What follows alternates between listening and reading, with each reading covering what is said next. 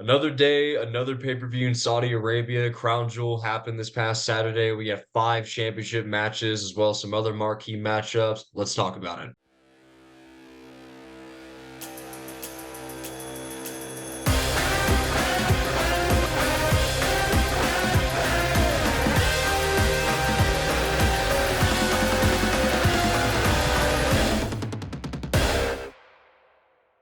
What's going on, guys? Welcome back to another episode of the Thank God for Wrestling podcast. I'm co-host number one, CJ McClure. Co-host number two, Johnny King. We're recapping Crown Jewel today. Opening match, we got Seth Rollins defending the World Heavyweight Championship against Drew McIntyre. Johnny, I have a lot of bullet points about this match, so unless if you want to go first or you don't have a preference. I don't have a preference, man. I was just gonna say this was probably my match of the night. I would say they started Respected. off strong. I don't know if I wasn't really expecting. I didn't know what I was gonna expect or what to expect when this match came about. But I know Seth can go. I know Drew can go. So I was not let down. This match was great. Yeah. Yeah, I think absolutely. It was a solid opener. I just have a lot of details I want to talk about. Byron Saxton is not a good announcer. You don't think so? No. Bro, I thought he did great, and Twitter thought he did great. That's crazy. Mm-mm. I Y'all literally are tweeted, y'all bro. are I tripping. tweeted. I was like, "Yo, Byron's not bad on the mic, bro." No, he was trying to do his Howard Finkel impression. Bro's not Howard Finkel. Bro, I thought he did good. I was like, I wouldn't mind hearing more from him. He didn't do bad. I personally miss seeing him at commentary. I think he's not bad at being the backstage interviewer. No, I'm That's fine with I'm crazy. fine. I'm Hot perfectly take, fine. hot take, hot take. Well, I stand by it. I perfectly am fine with Samantha Urban. Oh yeah, for sure. She's goaded. Number two, this crowd was heavy behind Drew. It made me feel a little bad for him that he took the L. I mean, it's something about when they go overseas. I mean, being in Europe is a given, right? Because he's from Scotland, but even Saudi Arabia, they were behind him. Not that they weren't behind Seth, they were behind Drew. Yeah. That belly to belly suplex outside the ring was a nice spot. Small hot take. I think Drew McIntyre's spine busters are very underrated. Yeah, yeah. I don't think he does them that often. At least it doesn't Yeah. seem like, yeah. The front flip backflip combo that Seth does from time to time. Yeah, The yeah, yeah. Uh-huh. I actually used to do that on 2K, and I remember I did it once in a match, and then the first time I saw Seth do that watching it in a match, like this is years ago, I was like, hey, I did that Hmm. before. So I always that's kind of a soft spot for me, seeing Seth pull out those moves. Uh that sidewalk slam on the apron was another nice spot. That was crazy. Yeah, I really love the counter into the pedigree. That was a nice transition. What a near fall after the Claymore. I mean, Yeah. that was a pretty good near fall. And I mean, yeah, I mean, just an absolutely solid opener. But just like with Seth and Shin back in Payback, I just had mixed feelings on the ending. I mean, makes sense with the pedigree and stomp, the finisher spam, but I felt like the super kick into the Claymore was a little repetitive, and Yeah. just the few seconds of pause of getting to the cover, I didn't like. I'm Yeah. not a fan of that. Yeah. I didn't like that because I was like, is it gonna end here or what? And like I feel like it kind of made Drew look a little weak. Because he's already gonna look a little weak when if he loses to Seth like clean. And the fact that he waited like literally like 3 seconds before he went for the cover, I was like, I don't know. Like Drew's kind of going out like I don't like how that ended, but yeah, I don't know. Yeah. I appreciated Sammy costing Damian Priest's cash in. I like that, with Sammy on his own without Kevin Hmm. and Judgment Days. Like I'm going to take you guys down. So I Hmm. appreciate the storyline moving forward. Hmm. Anytime Rhea Ripley has a segment with other male wrestlers, it just resonates with me for some reason. I don't know why. Yeah. Nah, I I just, get that. Yeah. yeah, I mean, like just seeing Drew like that, looking at Rhea, and she's just, The look she gave him, like you should have took our offer up. You could have been a yep. champion right now, but yeah. So before we transition to the next match, I got a hot take and I got a question for you. So the first hot take is, before I even get to this hot take, best match of Seth's reign so far. I do think like recently he's been kind of getting better and better. I Yeah. think this is up there with the SummerSlam match with Balor. But the hot take is this: Seth Rollins is a better chaser than a champion. Oh, for sure. For sure. Yeah. I feel Okay. like Seth's reigns have a tendency to become stale, and it kind of takes a lot for them to like feel like he's like fighting and it's a championship reign. And I don't know. I enjoy Seth when he's chasing more rather than when he has the belt. That's not, yeah, I agree with that. I would probably even make it even hotter take and say that Seth is sometimes a better mid-card champion than a world champion. Just because Yeah. like back in 2018 when he won the IC title for the first time, I mean Michael Cole said himself, red hot Rollins. I mean, like Mhm, everyone was just behind him mhm. and he was a mid-card champion. But be that as it may, Seth has always been so a good champion in general, no matter what he holds. I mean, three-time double champion, a dual champion, a Mhm, Grand Slam champion. I mean, Seth Rollins is synonymous with gold. mhm. I mean, I would honestly say he doesn't even need a belt sometimes. Like look at the matches he had with Cody when Cody first came to WWE. Like those are three bangers, and they were not for a belt at all or had anything to do with the championship. So yeah, I agree with that. Yeah, for Yeah. sure. So now my question for you, I actually didn't even write this down. I thought of it as I was finishing Crown Jewel today. And this isn't even a criticism. Like I feel like this is just a valid question. Because we've been talking about it, as long as we've been doing this, that Seth is going to drop in at WrestleMania to Gunther, most likely. But where do we go from here with Drew? Like, because I honestly, I do feel bad for Drew, like, I mean, I know they play the real life storyline that, like, I mean, he hasn't had his moment in front of the fans. He hasn't, the Royal Rumble is the closest, I mean, and you could see the emotion came over him. COVID affected everybody. It affected us. We were seniors in high school. And I mean, his two world title wins were during the Thunderdome era, the pandemic era. So, I mean, where do we go from here with Drew? I guess very quickly on the spot, how would you book it from here on out with Drew McIntyre? Honestly, bro, I don't think Drew's gonna resign. I think his contract is up in the spring of next year. I don't see him if they don't have any plans for him. I don't see him staying with WWE. And if I were to book it, I honestly don't know if I the only thing I could see happening is him feuding with Gunther, but the thing was like I wouldn't have him beat Gunther. So I really don't know whether there's a place for Drew right now. Um I mean he hasn't had a feud with Cody yet.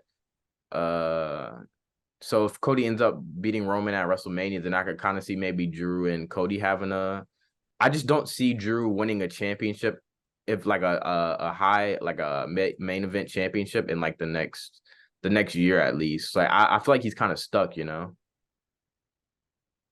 Yeah, and it's just the hands he's been dealt, right? I mean, Yeah. I'm obviously the rumor was that there was tension between him and management when they were Mhm. trying to figure out his new contract earlier this summer, but we're gonna get to it. But Roman is the guy right now, Yeah. right? I mean, just lightning in a bottle. We've been in the presence of greatness for 3 years now. He's been him. It is what it is. Mhm. If they didn't finally pull the trigger on heel Roman Reigns, maybe Drew would have had his moment in front of the fans. But yeah, I mean, if it were me, maybe I would whoever beats Gunther before WrestleMania for the IC title, maybe Drew beats that person WrestleMania for the IC Mhm. title, so he has kind of that moment. But other than that, I don't really know. Even Yeah. then, I feel like it's forcing it. Yeah. Yeah. And I mean, what were you gonna say? You're good. I was gonna say, I mean, I hope Drew doesn't leave because I'm biased. I'm Yeah. always gonna be a guy. Respect to AEW, the companies, but just I hope Drew doesn't leave because I think the best parts of his career have been in his second run WWE. But we'll see. I mean, the man's gonna do what's best for him. Yeah. I just feel like ever since he gave the title up, like after he had his COVID run, like he just hasn't had the same like he hasn't had a spark yet. And we've been waiting for that spark, but it's kind of hard for the fans to get behind him a little bit, at least the fans in the United States.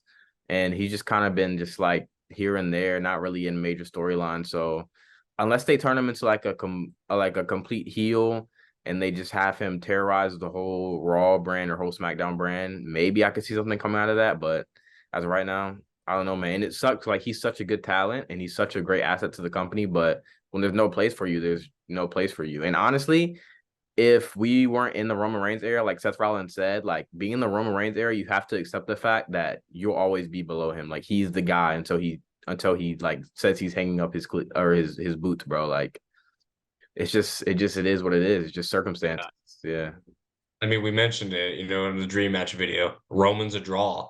Hogan fantasized a match with him because it takes a draw to know a draw. Like back in Hogan's era when Hogan was the guy, Honky Tonk Man said it himself. People knew they were going to be below Hogan, so that's why they were competing to lose to Hogan in the main event. Mm-hmm. So at least they would be getting that paycheck, the main event paycheck to receive the leg drop. Yeah. Paycheck in the Roman era to receive the spear or guillotine. Yep. But bit of a tangent there. Oh, before But we move on, I did want to mention one thing. Will Ospreay quoted WWE's tweet of Drew McIntyre versus Seth, and he put the eye emojis. And then Seth replied back, the water's warm here. And Will Ospreay's contract with New Japan is coming up soon. And I would love if WWE signed him. Like, I hope they know that they would have to use him. They cannot flop with him. They would have to use him the best as they can. But if Will Ospreay comes to WWE, I feel like that is a major, major, major get. And I'm here for it, bro. I'm here for it.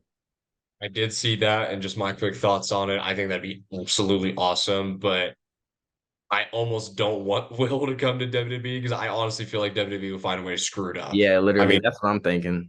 like I am not as educated on Ospreay as you are, but I mean, from what I've seen, I mean, Ospreay is in the S tier. You got to use him the right way, Bro. just like you said. Yeah, yeah. So I mean, we'll see. The water's warm here. That's a pretty cool line by Seth. So transitioning now to a match for the Women's World Championship. Unpopular opinion, I was actually kind of excited for this match, and I was liking the build for it. Like I loved it on Raw when it almost like everything came back to haunt Nia Jax and everybody attacking her and then attacking each other. When Rhea Ripley hit the riptide on the security officer or whatever. Yeah, yeah, yeah. But I mean, but she turned because she had to face the camera. Yeah. She's strong, man. Strong. So I was excited for this, and I'll get to my closing thoughts, but just the way Saudi Arabia just didn't care about Nia Jax. Like they didn't boo her, but they just didn't make any noise. Yeah. They just were very indifferent. They didn't know what to do. Yeah. Yeah, it was like, okay. Rhea Ripley's entrance was interesting. Yeah, I was reading it, and I think it's like when they're honoring like a woman, it's like a certain ceremony the men do to like honor the woman. So I think that's what they were doing there. That's what I read. But yeah, I thought the match was okay. I just don't like how whenever there's a women's match that's involving 3 or more women, they always do that same like superplex powerbomb spot. It's like no matter the match, they always do it. I'm like, you guys can think of something better, but that's my only thing.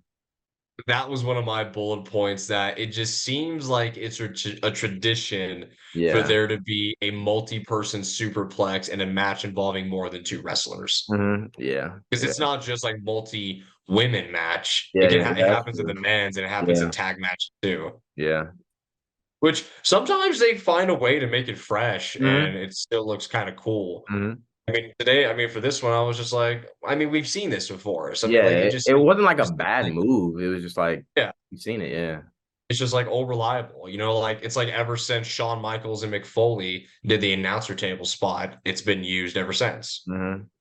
Yeah, just kind of, it's just a tradition now. But yeah, just a few of the details for me. It was Zoe Stark's corkscrew move, kind of like over the top rope on Nia Jax. I thought was really cool. Just really displayed her athleticism. Shayna doing 3 submissions was pretty funny for me. That was good. Yeah, that was pretty funny. Yeah. I respect the creative finish, but it was still a little goofy for me. Like it reminded me of the 6-pack challenge back in like, what was it, 08, 09? I think it was 09. No, 08.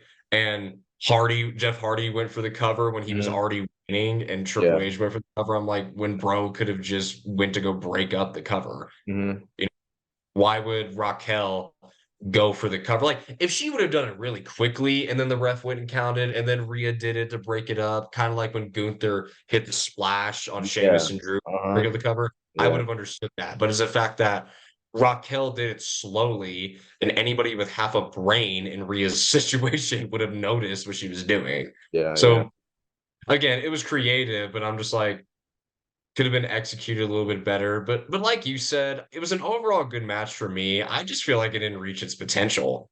I mean, the brawl they had on Raw, that was its potential, and the crowd was into Yeah. that. Yeah. I honestly thought it ended a little early. I don't think it had a chance to fully reach the climax. Um, but yeah, honestly, Nia Jax was like, I guess she was supposed to be like one of the stars of the match, in my opinion, but she kind of fell to the wayside because I was paying more attention to Zoe and Shayna than anything. Yeah. Yeah, I mean, right person won. Obviously, it would have been a Sure. huge curveball if Rhea dropped the belt, Yeah. but good enough for me. So, addressing a commercial, War Games will officially be at Survivor Series again, just like Sure. last year, and the absolute right call. Yes, sir. If they didn't do War Games, I would question WWE, but they knew that they had to do it. So I do think, I think they should do a little bit of both, though. yeah, like have Do one Survivor match and one War Games match. yes, Okay, yeah. I stay stay honor the tradition, right? Mhm. Because that's what Survivor Series started off as, but I feel like War Games is here to stay. Yeah, for sure. So, but I say bring in best of both worlds. Mhm. Maybe two Survivor Series matches, traditional matches, and two War Game matches. Yeah, I can see that for sure. That could probably be a majority of the card right then and there, depending Yeah. on what else they do.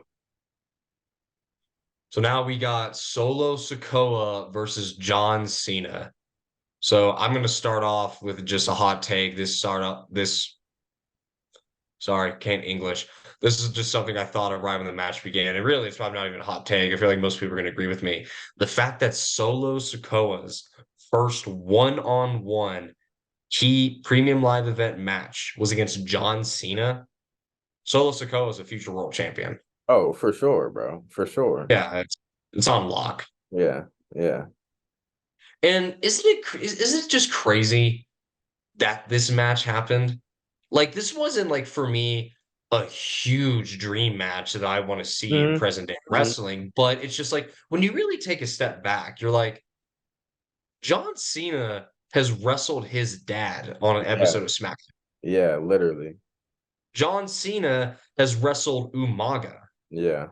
John Cena has wrestled Roman Reigns, The Rock. I probably the Usos. I know he's at least had segments with them. I mean, the meme is true. John Cena has really been feuding with the whole bloodline. No, literally, yeah. Yeah, bro. It was a good like storytelling match. I wasn't expecting a lot because obviously John Cena, he said like he can't give what he can anymore. But I thought it was a good storytelling match. I just wasn't expecting like John to get demolished like he did. I just wasn't expecting that. I thought it was going to be like a hard win for Solo, but they really just showed that proves how dominant they want Solo to be in the future, for sure. Yeah, I mean, this is probably the only match on the card where wasn't really 100% sure of who was going to win because I thought about it both ways. I was like, okay, John doesn't really need a win anymore. He's Yeah. John Cena. Mhm. Like it's just he's here, right? He could go back to Suplex City and he's still going to be here. Mhm. And Solo's the young star, right? I mean, he's eventually probably my prediction is going to face Roman at the Royal Rumble or Elimination Chamber. That'll be his first main event. Well, that's not true. One-on-one main event match. Mhm. And like I said, he'll be a future world champion. But then when they mentioned that John hasn't won a match since 2018, the Yeah. 2000, I Yeah. was like, they usually don't bring up details like that for no reason. Yeah. That got me thinking. Right. So I Yeah. was like, maybe John will win this and they'll stretch it out, and then Mhm. Solo will have like two decisive victories. And no, like you said, I mean, it was competitive to an extent, and then as soon as Solo hit the spike, it was just murder. He hit 3, bro. That's crazy, bro. Right. Hey, So yeah, I just said that. Sorry, I'm spacing out. you good, bro? I liked John's strategy of attacking Solo's thumb in his hand. Yeah, uh-huh, yeah. Like to me, that's like okay, it's like it's his veteran status, right? Like he Mhm. knows certain wrestlers got their thing, got what makes them dominant, go attack that, and it just shows his veteran status. I liked Solo's diving headbutt in the corner when John was like in the tree of woe and Mhm. Solo just dove. That was pretty nice. Mhm. John Cena hit a freaking choke slam. Yeah, bro. I don't. John Cena, I I feel like just pulls out more and more stuff at the older he gets, bro. I don't know. right. Yeah, like from 2015 through 2017, he Mhm. was pulling out sunset flips, power bombs, Mhm. all this, and this is like one of the best choke slams he's ever hit. Yeah. I was like that caught me off guard.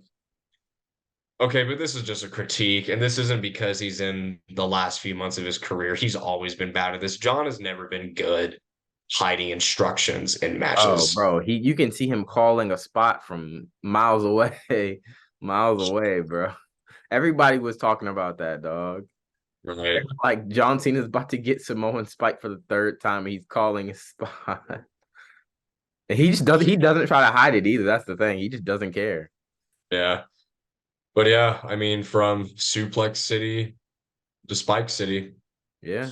Spike I City. mean, Yeah, I like that stuff. yeah. But yeah, I mean, for me overall, this match was better than I expected, and I think this is John's best match of like this return in the fall. Yeah, for sure, for sure, for sure. I mean, like he hit the crossbody. I was like, okay, like we've seen him hit that, during this run. But I mean, when he hit the choke slam and just some other transitions, I was like, Mhm. okay, John had a little more left in the tank, or maybe he Yeah, was like saving more of his yeah. energy and well-being for this match for Mhm. Solo. I think he's saving everything he has for his actual retirement match, Oh, which for is sure. probably going to be at a Mania sometime. But yeah, that's what I think. Yeah, I mean, with everything he's been teasing recently on SmackDown, the you deserve it, or I'm Mhm. sorry, you still got it. Well, what if Mhm. I don't? WrestleMania 40 is probably going to be it. Yeah, for sure. So enjoy it while we have it. John's been a part of our childhood. Yep. So now we got Miz and Grayson Waller segment, and all I have to say is that it was cool to see Miz and Waller together. I hope this turns into a feud, and the people elbow was funny, and that's all I have to say. Yeah, I went to the kitchen when I saw this. I'm not gonna lie. But yeah, it was cool. I would like to see a Grayson and Miz. Like Miz is the gatekeeper, bro. If they want to test you, they put you with the Miz, bro. So yeah, that's really it. Yeah, I mean, back at SummerSlam in the Battle Royal when Waller and Miz had like that temporary alliance, I was like, I would like to see a tag team or a feud Mhm. or both. Yeah, Seems like they're teasing a feud. yeah, And that's all I got to say about that. Next, we got Logan Paul versus Rey Mysterio for the United States Championship. Please tell me I'm not the only one who thought this. Logan's entrance gave me John Cena WrestleMania 23 vibes. I can see that. I can see Yeah. that. Yeah, I can see that. I mean, no crashing through glass, but nonetheless driving in Yeah. the Uh-huh. arena. And I thought Yeah. that was cool.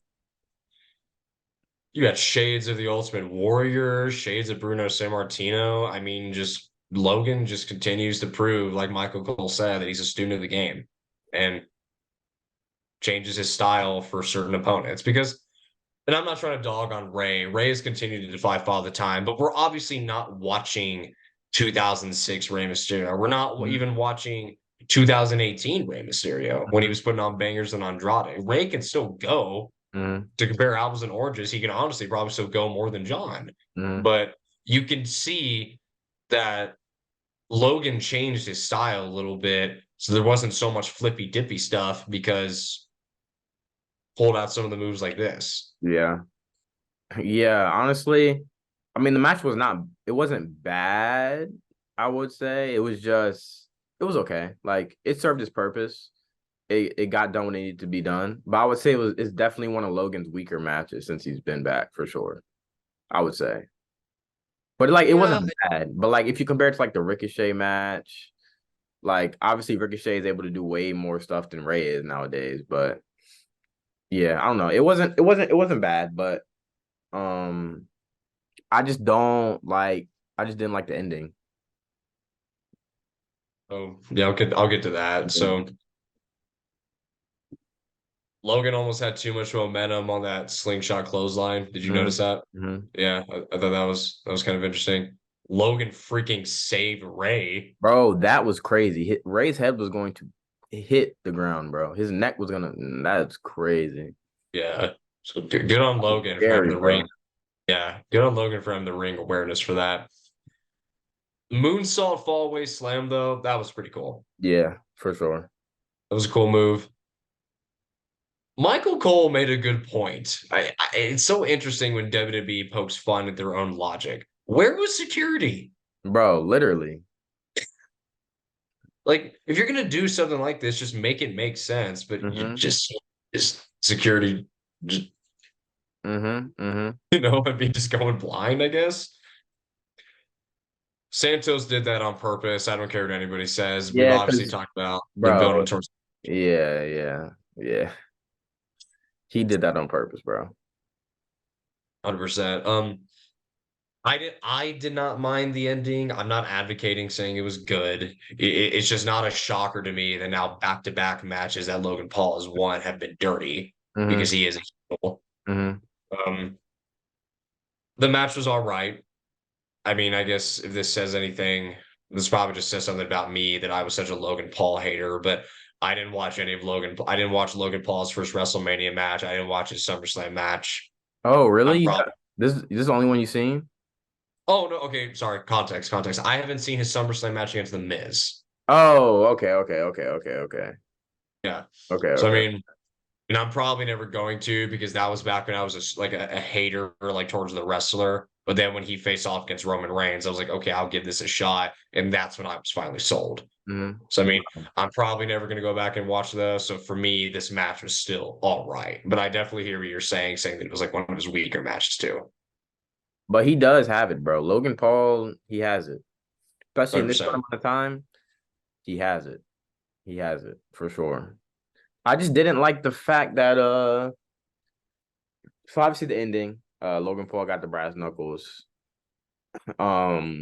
Hit Ray. I just didn't like the ending where the brass knuckles were clearly on the mat and then the ref had to act like he didn't see, but they were clearly in front of him, even though I don't know, bro. It was I don't know. It was kind of clunky. I don't know. To be all that is in May, in a year, Logan Paul went from main eventing against one of the best in the world, stole the show, proved his worth. Yep. A year later, he's won his first championship. Yep. Here's my question for you. And this is really what concerns me. Do we now have a part-time United States champion? Probably for sure. He's not gonna ever be full time, I don't think. Just because he has so many different streams of income and he has his podcast, he has a whole bunch of other deals going on. But WWE is doing this for the sole purpose that he's a great performer. He's great in the ring. He's great on the mic. He's a social media presence. And the fact that he draws so much more eyes to the company, like everybody who watches this podcast is going to see that United States Championship sitting on his lap or sitting behind him every single episode until he loses it. So I don't see it. I don't see it as a loss. It's just a win for WWE, really. Yeah, and that's all true, and I'm not going to argue with that. It's just I've always viewed the mid card titles, the IC title especially, but I feel like the United States title can also be kind of a workman's title. Yeah, I see that. I see what you're saying. I mean, I can't make the man do this, but I would personally like to just see Logan Paul maybe defend the championship once a month on SmackDown. Mm-hmm. Like even if he's only showing up that once a month. Or maybe they turn that to a storyline. Like Logan, you got all this going on. We get it. Good for you. But you still work here and you're holding Yeah. a title Yeah. that belongs to us. So Yeah. you need to defend it. So I think that's this easy and simple way to bring in more viewership to SmackDown when Mm-hmm. if and when he defends the title. That's how I would do it. We'll see what happens. It'll be all that is in May. Logan deserves this. Nothing against Ray, just the title reign was mid. I Yeah. just didn't really know what to do with it. Logan deserves it. You just said it as well. It's great marketing for WWE when they're gonna see that title on his podcast. I hope, I hope, ever since they announced this match, Logan will hold on to the title until WrestleMania and drop it to LA Knight. Yeah, that's definitely it's already written itself. That's definitely Yeah. happening for sure, for sure. If they don't do that, I don't know. I don't know what to do, man. I don't know. Because you said it back in the summer, you said, like, why are they not doing LA Knight versus Logan Paul at SummerSlam? Yeah. But I mean, and I argue they teased Ricochet and Logan Paul first, but then they teased it in the summer when they were building up to Money in the Bank. It's perfect. Perfect. Those guys will put it on a banger. No disrespect to Ray. I think LA Knight's athleticism is good enough, and Logan's athleticism, they could potentially steal the show at Yeah, for WrestleMania. sure. For sure, yeah. So the last few matches, I still have thoughts, just not a lot of details to point out. Next, we got Bianca Belair versus Io Sky for the WWE Women's Championship. Look, man, I'm trying not to hate on Io, but just her matches have just been the sleep matches for me. I don't know, man. I just don't because the last match her and Bianca put on it was insane. It was great. So I don't know I don't know what went wrong with this one. Maybe it's because this is Bianca's first big match back in like a couple months. I don't know. I don't know. But my main takeaway, man, Kairi Sane came back. So I was happy when I saw her on the I just don't know if this was the right pay-per-view or PLE to bring her back just because they don't know. They're probably not familiar with Kairi Sane. So I don't know. There wouldn't have been another time because they're probably gonna have Randy at Survivor Series or CM Punk at Survivor Series. So they either had to settle for Crown Jewel or they had to do it like on a Raw or SmackDown one episode. But yeah, I don't know. But she's back. She helped Io get the win, which we'll get into. But yeah, this was definitely underwhelming compared to their last match. But I guess that could also attribute to like a lot of different factors. I Yeah, mean, the crowd the in crowd San Juan. definitely won. And I feel like they were just waiting. The whole buildup was for the Kairi Sane return. So I guess this match they maybe weren't focused on too much wrestling. They were just focused on telling the story between Kairi Sane coming back and how is Bayley going to feel about that and what's Damage Control is going to do next. But yeah, man, I don't know. Yeah. I will say this, and I know they have to dress the way they do because of just Saudi Arabia's culture. Mm-hmm. Fine, it is what it is. But Io Sky's gear was Bro, giving me like the Hardy Boys vibes. fire. I tweeted that. I was like, bro, EO's gear is crazy, bro. So I like that detail. And maybe that was their intention. Who knows? But Mhm. yeah, Kyrie Sane's back. Awesome for WWE. It's adding more depth back to the women's division. I mean, we had Jade Cargill and now Kyrie Sane show up to WWE in like the past month. Yep. Huge W for the company. The return, just like the match, was underwhelming because of Saudi Arabia. Yeah. Yeah. No disrespect to you guys. I'm not educated on some wrestlers. It is what it is. She can still hit that elbow though, man. Bro. It's a thing of beauty, man. It's so great, bro. I got so hyped when I saw her, bro. I was like, oh my God, bro, she's back. So I think this is gonna be the end of Damage Control soon. Cause there have been rumors like Triple H is trying to get some more Japanese women wrestlers. And I think they were in talks with Saray. She was in WWE for a little bit. She was on NXT, but they like rebranded 2.0, so it just didn't really work out. But yeah, so they might get her. So if they have like a I'm down for like a woman's Japanese stable, bro. That'd be hard, bro. They could have definitely run WWE. So maybe we'll get to see like Bayley, Io, Kyrie, and someone else go against like Bianca team in the War Games match. In a perfect world, won't happen. But in a perfect world, you do Japanese stable versus the four horsewoman in War Games. Yeah, that'd be crazy for sure. That'd be Crazy. insane. Yeah. It won't happen. Nah. Nah. The Forbidden Door will never be broken on WWE side. Yeah, nah. So next we got Damian Priest, one half of the tag team champions, senior Money in the Bank versus the American Nightmare, Cody Rhodes. And all I got to say is that the match was fine. The match was not bad. I think the match was above average. It just seemed like it could have just main evented Raw. Felt the same way. I was like, this does not need to be a pay-per-view match. Why was it a pay-per-view match other than they're just trying to build up this Judgment Day and Team Raw, whatever, I don't know, Team Cody feud. It really didn't serve a purpose. I mean, it was okay, like, but it was just like a main event of Raw. Like we've seen it before. I don't know. That's how I felt. Yeah, I mean, good for Damian, right? I mean, to Yeah. get a pay-per-view match. I mean, he's Yeah. going to be world champion eventually. At least he should be, assuming the contract, Bro, the he's not. He's not cashing that in successfully, bro. There's no way, bro. he has to. There's no way, bro. He He's has not beating to. Gunther. He's not gonna beat Seth because they're not gonna pass up Seth versus Gunther, and they're not gonna make Damian versus Gunther the card. We have until July 1st, so we'll see. We'll see, but it's not looking too good, bro. It's not looking too good. Anywho, it makes sense for Cody to win. I mean, I think Damian could continue to lose as long as he has tag team gold and the contract. He's always going to be a threat with Mhm. those. I checking the days, man. I mean, Michael Cole kind of dropped that detail. What chapter in the story are we in next? For Cody Rhodes till we Yeah. get back on the road to WrestleMania Mhm. between him and Roman. And they teased it, right? When Cody pulled up to SmackDown when him and Jay were the champs and him and Roman had the face off. I mean, they still want to do it. Yeah. So we'll wait till we finish the story. But till then, the next chapter is obvious. Cody Rhodes is going into War Games, just like his father before him. Yep. It was Cody loves WCW. Have you ever noticed those details that Yeah. he's dropped? Yeah.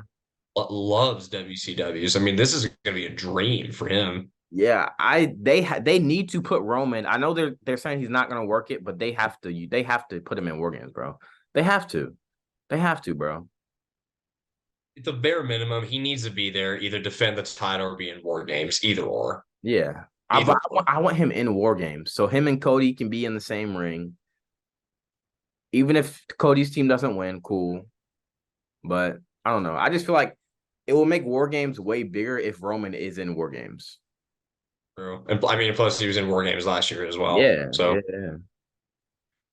yeah, I mean, we'll see. I mean, I think on paper, for me, how I would book it, not to go on a sidebar again, but Cody, LA Knight, John Cena, Jey Uso, and for me, I think it's going to be Randy Orton because I still don't think CM Punk is coming.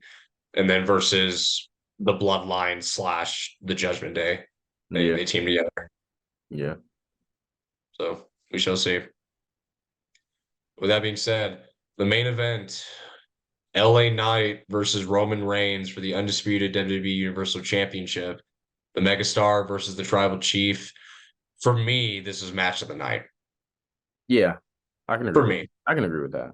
If Yeah, someone I mean, Yeah, if someone said it was, I'm not going to disagree with them. Yeah. yeah, and I think the promo was awesome.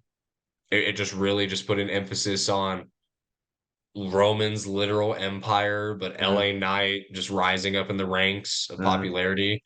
And it was a good match. Mhm. Roman rarely fails to disappoint. And I'm not trying to brown nose him, but just we've had something special these past few years, man. I mean, like we have been a part of a generation that has got to see a title reign surpass 1,000 days. I mean, before that, it was Brock Lesnar with what 600 days, Universal Champion, maybe more. For that, for me, this was memorable for me as a kid. CM Punk's 434-day Yeah. championship reign, Yeah. and then before I even started watching WWE, I think it was John Cena barely passed a year.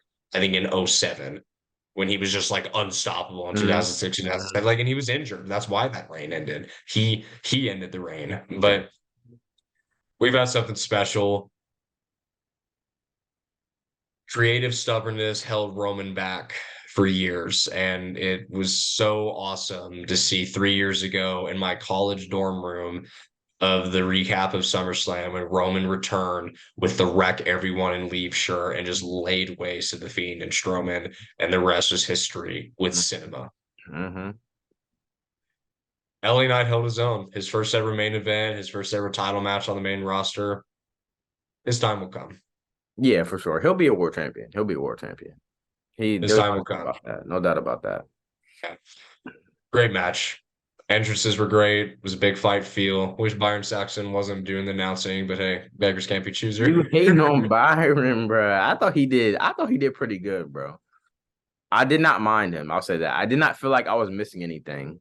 Unless Samantha Irving, she does it, but she wasn't there, so I didn't feel like I was missing anything.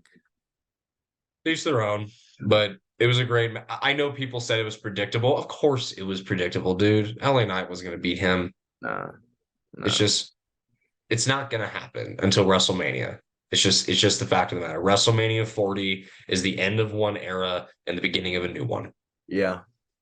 But LA Knight held his own. Great main event.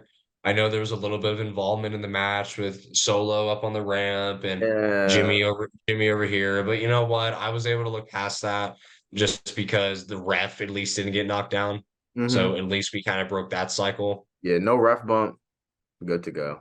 So okay, I'm like, all right, we're heading the right direction.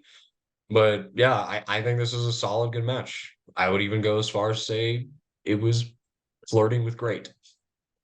Yeah, for sure, for sure. You know, Roman's defenses are always slow and methodical. He takes his time. Yeah. They build up, build up. Roman starts off pretty dominant.